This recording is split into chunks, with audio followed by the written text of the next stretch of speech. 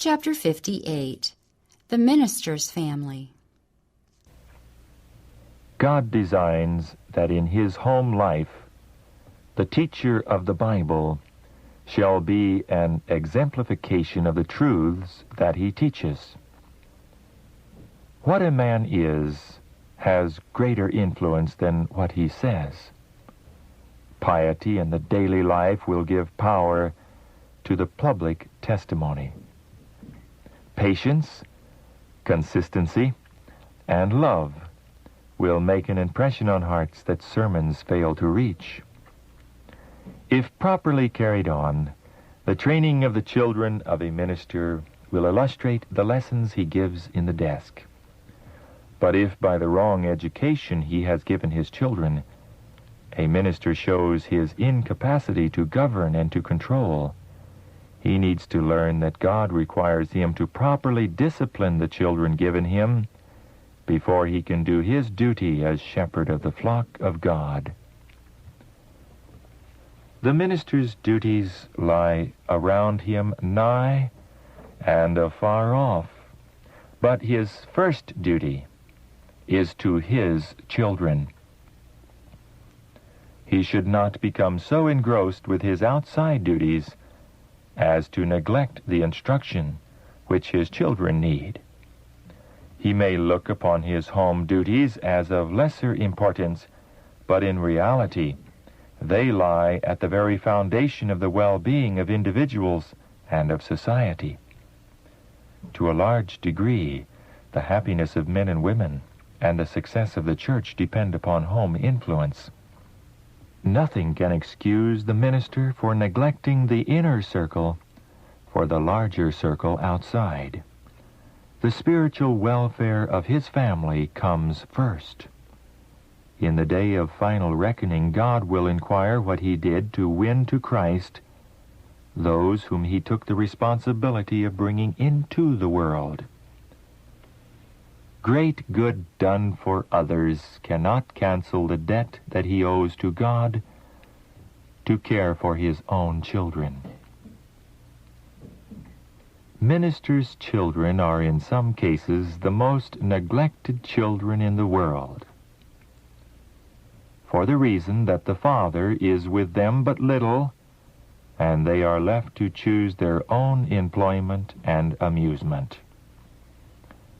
Great as are the evils of parental unfaithfulness under any circumstances, they are tenfold greater when they exist in the families of those appointed as teachers of the people.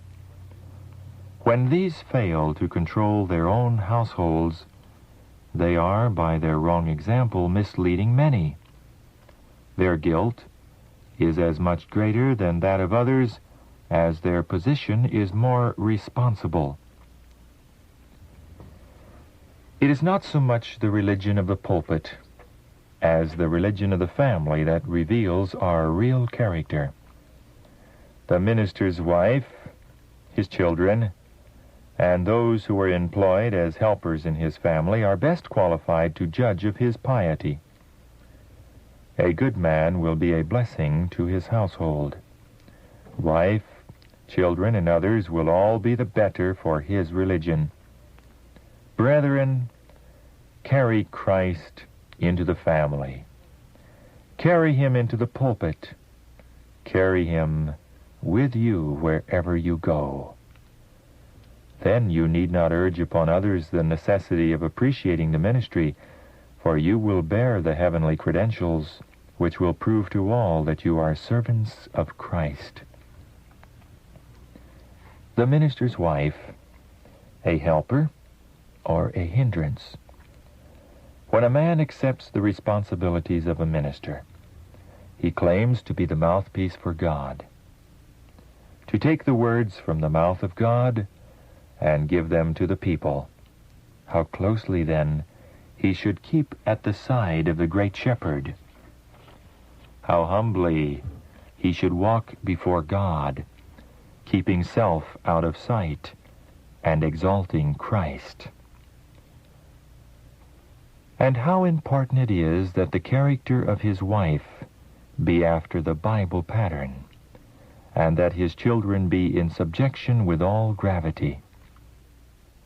The wife of a minister of the gospel can either be a most successful helper and a great blessing to her husband, or a hindrance to him in his work. It depends very much on the wife whether a minister will rise from day to day in his sphere of usefulness, or whether he will sink to the ordinary level. I saw that the wives of the ministers should help their husbands in their labors, and be exact and careful what influence they exert, for they are watched, and more is expected of them than of others. Their dress should be an example. Their lives and conversation should be an example, savoring of life rather than of death. I saw that they should take a humble, meek, yet exalted stand, not having their conversation upon things that do not tend to direct the mind heavenward. The great inquiry should be, how can I save my own soul and be the means of saving others? I saw that no half-hearted work in this matter is accepted of God. He wants the whole heart and interest, or he will have none.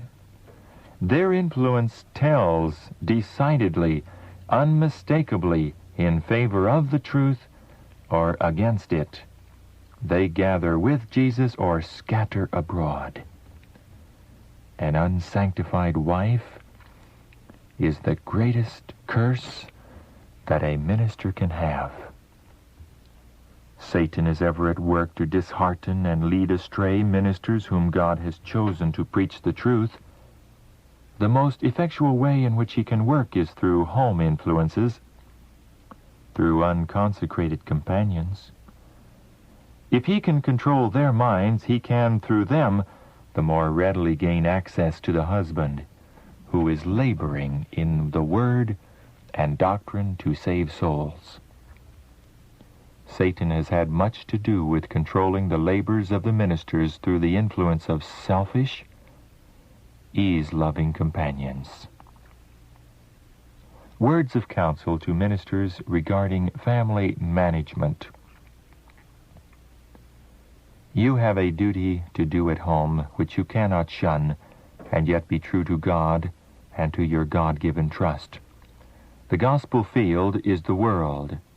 You wish to sow the field with gospel truth, waiting for God to water the seed sown that it may bring forth fruit. You have entrusted to you a little plot of ground, but your own dooryard is left to grow up with brambles and thorns, while you are engaged in weeding others' gardens. This is not a small work, but one of great moment. You are preaching the gospel to others. Practice it yourself at home. Until you can be united in the work of properly disciplining your child, let the wife remain with her child away from the scene of her husband's labors, for no example of lax, loose discipline should be given to the Church of God. I have known many ministers who were unwise enough to travel about taking with them an unruly child. Their labors in the pulpit were counteracted by the unlovely tempers manifested by their children. Your interest should not be swallowed up in your own family to the exclusion of others. If you share the hospitalities of your brethren, they may reasonably expect something in return. Identify your interest with those of parents and children, and seek to instruct and bless.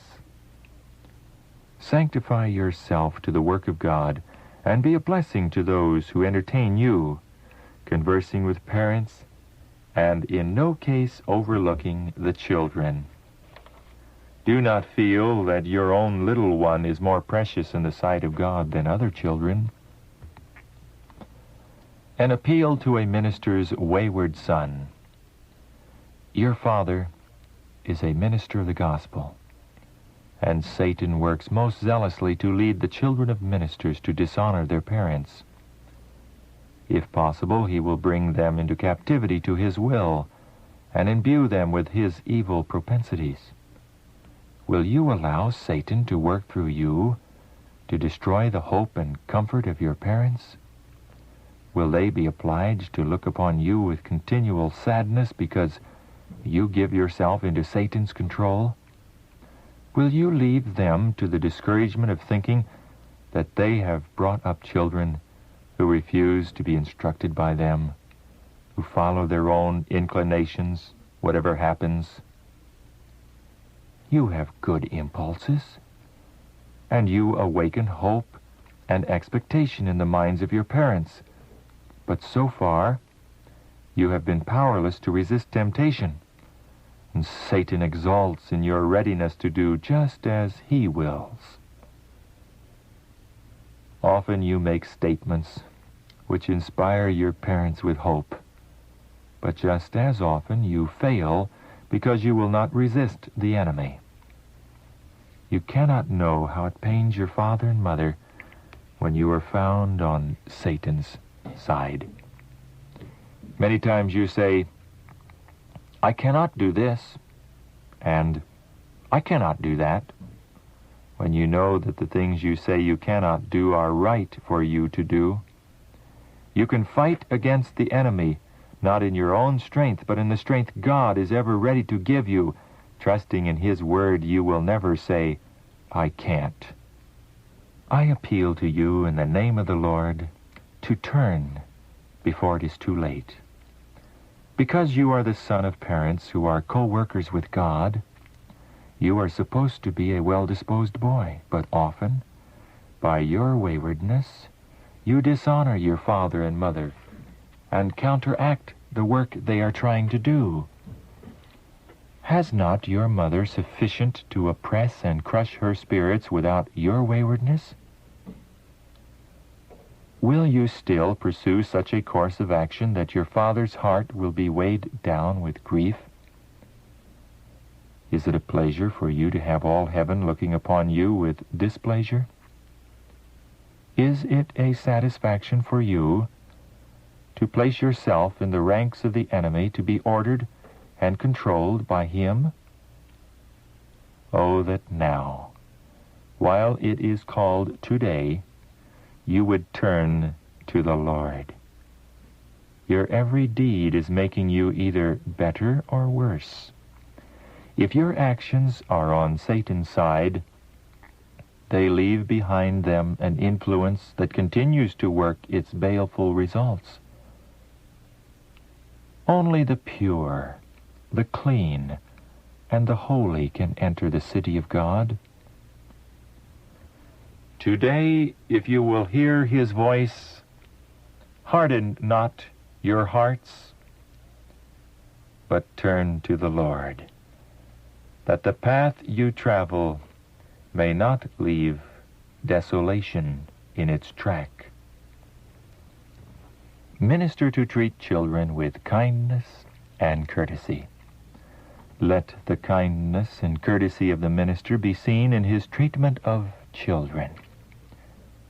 He should ever bear in mind that they are miniature men and women, younger members of the Lord's family. These may be very near and dear to the Master, and if properly instructed and disciplined, will do service for him even in their youth. Christ is grieved with every harsh, severe, and inconsiderate word spoken to children. Their rights are not always respected, and they are frequently treated as though they had not an individual character which needs to be properly developed, that it may not be warped and the purpose of God in their lives prove a failure. Let the church take a special care of the lambs of the flock, exerting every influence in their power to win the love of the children and to bind them to the truth. Ministers and church members should second the efforts of parents to lead the children into safe paths. The Lord is calling for the youth, for he would make them his helpers to do good service under his banner. An effectual sermon on godliness. The minister should instruct the people upon the government of children, and his own children should be examples of proper subjection. There should exist in the minister's family a unity that will preach an effectual sermon on practical godliness.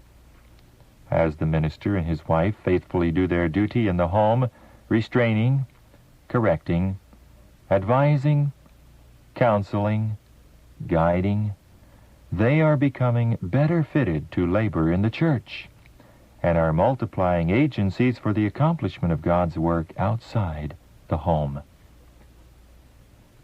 The members of the family become members of the family above and are a power for good, exerting a far-reaching influence.